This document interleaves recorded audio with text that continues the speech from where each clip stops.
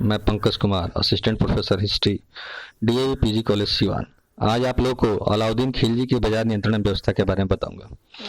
बाजार नियंत्रण नीति। मध्यकालीन भारतीय इतिहास में अलाउद्दीन की महत्ता सिर्फ उसके सैन्य अभियानों के कारण नहीं है, बल्कि उसके बाजार नियंत्रण नीति के कारण है। वस्तुतः आर्थिक सुधारों के अंतर्गत बनाया गया आर्थिक विनियमन उसके प्रशासन के एक विशेष अंग है और इन सुधारों का संबंध उसके राजनीतिक हितों से संबंध था। बाजार नियंत्रण के उद्देश्य। बर्नी के अनुसार अलाउद्दीन की बाजार नियंत्रण नीति सैनिक उद्देश्यों से प्रेरित थी। अलाउद्दीन ने साम्राज्य विस्तार के लिए एक विशाल सेना संगठित की थी और इस पर होने वाले खर्च में कमी लाने के उद्देश्य से सैनिकों का वेतन निर्धारित किया गया था। अतः आवश्यक था कि सैनिकों को सीमित वेतन में ही दैनिक आवश्यकताओं की वस्तुएं उपलब्ध कराई जाए। अतः वस्तुओं का मूल्य निर्धारण करना आवश्यक हो गया। बाजार नियंत्रण नीति के आयाम। वस्तुओं के मूल्यों का निर्धारण एवं नियंत्रण।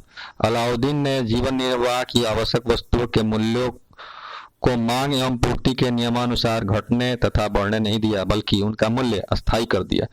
इस मूल्य निर्धारण का महत्व इस बात में है कि जब तक अलाउद्दीन ने शासन किया तब तक वस्तुओं के मूल्य न बढ़े और न घटे, बल्कि सर्वदा निश्चित रहे। यह अपने युग का एक महान आश्चर्य था। सुल्तान द्वारा आवश्यक वस्तुओं की सूची में वस्तुओं का मूल्य निर्धारण इतना कम कर दिया था कि एक सैनिक कम वेतन में भी अपना गुजारा भत्ता कर सके। बाजारों की स्थापना। अलाउद्दीन ने विभिन्न वस्तुओं के लिए विभिन्न प्रकार के बाजार संगठित किए, उनके लिए आवश्यक अधिनियम बनाए। यह बाजार थे मंडी, गल्ला बाजार, सराय आदल, वस्त्र, शक्कर, जड़ी बूटी, सूखे फल और दीपक जलाने के तेल का बाजार तथा घोड़ों, दासों एवं मवेशियों का बाजार तथा शेष वस्तुओं का सामान्य बाजार। प्रत्येक बाजार का प्रबंध करने के लिए अलग अलग शाहना नियुक्त किए गए। मंडी। अलाउद्दीन द्वारा स्थापित बाजारों में सबसे मुख्य था मंडी अथवा गल्ला बाजार, जिसका प्रमुख शाहना या मंडी कहलाता था। मंडी से संबंधित 7 अधिनियम बनाए गए। पहला, सभी प्रकार के अनाजों के मूल्यों का निर्धारण। दूसरा, मंडी या अनाज बाजार के शाहना अधीक्षक की नियुक्ति, जिसके तहत मलिक कबूल उलुग खानी को शाहना या मंडी नियुक्त किया गया। तीसरा, दोआब क्षेत्र में अनाज के माध्यम से लगान की वसूली। चौथा, अनाज को दिल्ली तक लाने की व्यवस्था। पांचवा, अनाज सस्ता खरीदकर महंगा बेचने के विरुद्ध दंड। छठा, लगान वसूली की समुचित व्यवस्था तथा निर्धारित मूल्य पर सरकारी अधिकारियों को अनाज खरीदने की सुविधा। सातवां, मंडी या अनाज के बाजार के दैनिक क्रियाकलाप संबंधित प्रतिवेदन तथा गुप्तचरों की नियुक्ति।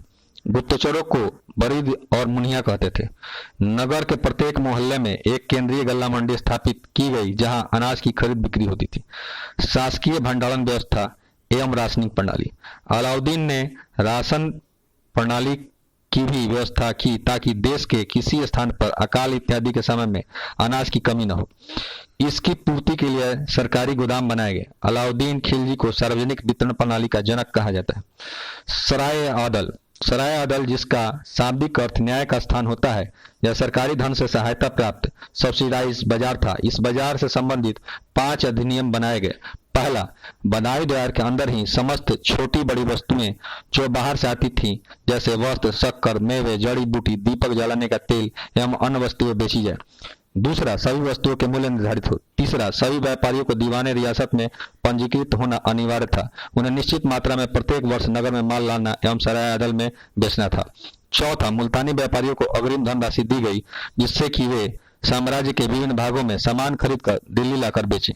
पांचवा, परवाना नवीस परमिट देने वाला अधिकारी नियुक्त किया गया। इसके अनुसार बहुमूल्य वस्त्र संपन्न व्यक्तियों को तब तक नहीं दिए जाते थे जब तक कि परमिट देने वाला अधिकारी उसकी आय के आधार पर अनुमति नहीं दे दे।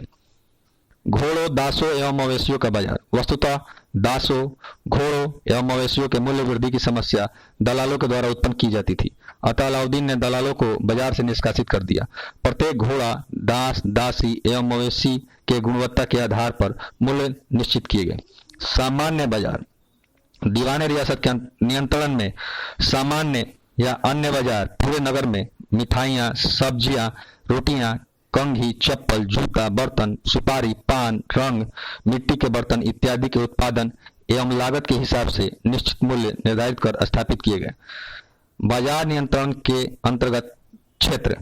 दिल्ली स्थित केंद्रीय सेना को उचित मूल्य पर वस्तुएं उपलब्ध कराने की यह व्यवस्था दिल्ली एवं आसपास के क्षेत्रों में लागू थी। संपूर्ण साम्राज्य में इस बाजार व्यवस्था को लागू करना इस युग में संभव नहीं था।